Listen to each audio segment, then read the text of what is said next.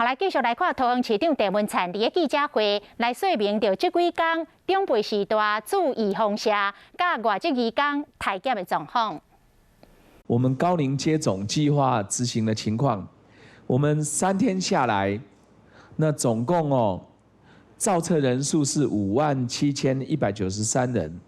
那我们整个这个实际的施打人数是40728人。那我们总施打率是72%，但这不包括这个长照机构的住民以及洗肾的病患。如果加上12000个长照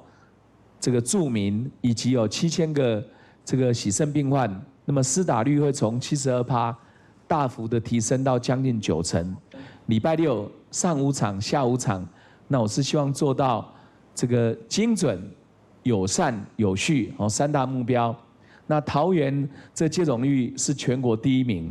那个接种的比例最高。所以我觉得分龄分组是对的。目前雇安计划已经完成了50几家企业，那其中雇用外籍移工的这个500人以上的18家企业，基本上完成或者即将完成。那我们做了已经21000多个移工的筛检，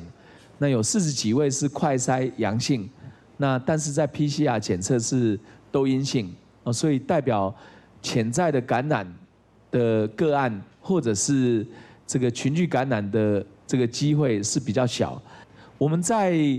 疫调、隔离、追踪，应该是全国最严格的，因为我们累积了1年半的经验，所以我们这个扩大采检、扩大隔离几乎是我们的基本原则。那目前桃园的疫情在下降，确诊个案也在下降，但是我们不敢掉以轻心。